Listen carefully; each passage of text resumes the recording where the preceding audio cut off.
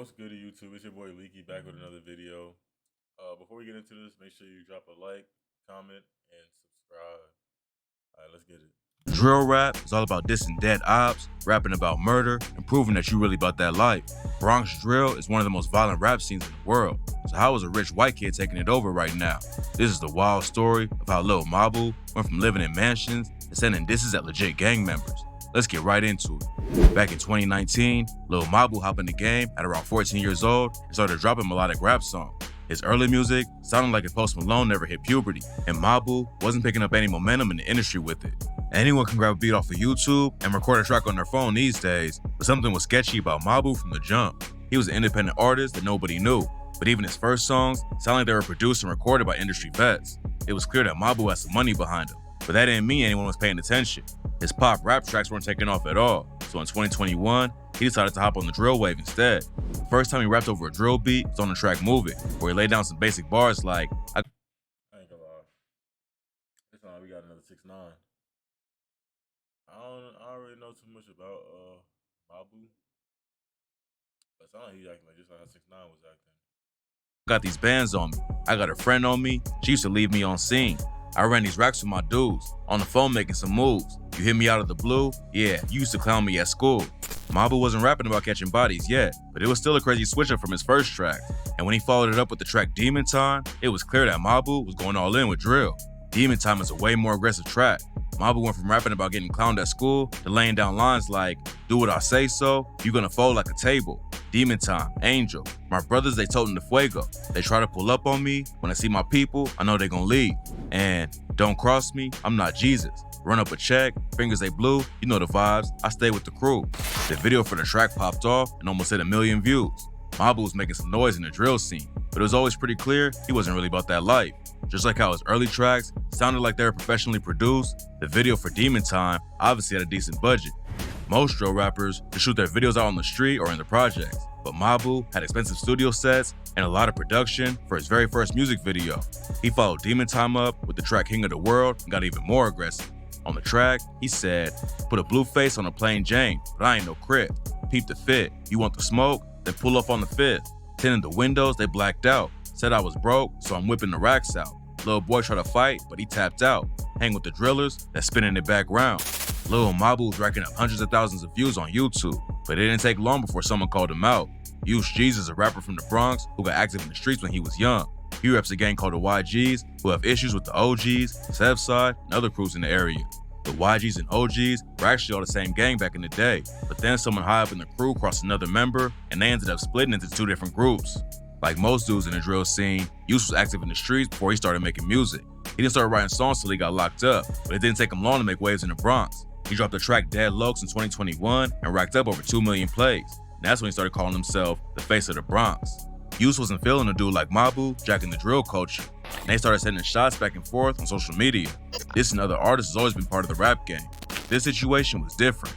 Dudes in the Bronx drill scene aren't just rapping about stories they made up in their heads. They come from a place where saying the wrong thing to the wrong person can get you killed. And it seems like Mabu don't realize that some people are really about that life, and it's not just an image they put on in music videos.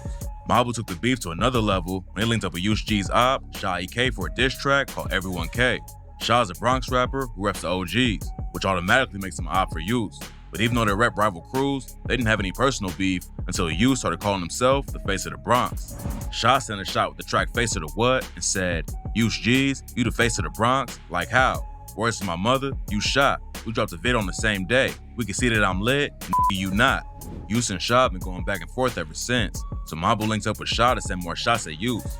On the track Everyone K, Mabu said, I don't mess with nobody, it's Everyone K.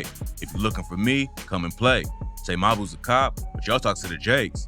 He a rat, got out the same day. You got knocked for a body, but they dropped the case. You a snitch, it's a shame. We smoking on B, and that's straight to the face. I said beat it, kicked him out the state. He also called Use out by name and clowned him for getting his social security number leaked online with the bar, Use G's, where you stay? Let me send you a new pair of shades. Thanks for the SSN, I'm getting paid. Open 3 SBAs in your name. Use was also exposed for allegedly rocking fake designer, so Mabu called him out and said, Use G's got the craziest fits. He be rocking one-on-one designer, so I gotta admit, I got no drip, he flyer. UG's got the craziest fits. Heard he's shipping them straight out of China. Use clapped back with the song In My Mood and said, Lil Mabu I know where you from. I just bought a new chop. Put the beam on a drum. You a kid. When I see you, you done. Doug 5 got kicked, trying to get him and run. Beefing with you should put more eyes on Mabu though. And last summer, he started running up crazy numbers for tracks like No Snitching with Dusty Locane. The video hit over 7 million views on YouTube, and the track ran up over 50 million plays on Spotify. Mabu dropped his debut album called Double M's, but what's wild is who we got features from. He had Shy EK, Dougie B, and D-Thang all on the project, and they all have complicated street ties in real life. Shy used to be cool with Dougie B and K-Flock back in the day, but they had to falling out over something and don't work together. D-Thang's apparently K-Flock's cousin, but he reps the YGs, and his enemies with Flock and Shy EK too. He sent a shot at Shy on the track Talk Facts and said, Jiggy Man dumbass got hit. That's word on my mother, they never do shit. But Shy actually dissed D-Thang's dead friend Delilah first. On the track D&D, he said, there's a whole lot of ops I could smoke, but I'd rather just smoke on Delilah. Delilah Vasquez was a friend of D-Thang who was tragically shot in the head in 2021, and Shy sent a savage diss at D-Thang over her death. Mabu proved that he didn't know anything about the scene he's trying to hop into by putting all of these dudes on the same project, but apparently they all cool with it because he's getting them clout and views. Mabu's latest track is a collab with Didi Osama called Throw. Didi Osama started blowing up last year after his 15-year-old brother Nadi was stabbed to death in the subway. Nadi was a drill rapper too and had tracks popping off, but he was tragically taken by the streets before we could leave him behind. After Nadi died, crew called 4-1 dropped the track Nadi Bop, which went viral on social media and had all kinds of people doing the dance that mocked Nadi's death. Now Didi's blowing up. They was going crazy with that Nodi Bop joint. They was going OD. And people don't even know how disrespectful that was. They was ODing. Too, but he says none of it really matters to him since his brother can't be here with him to experience it.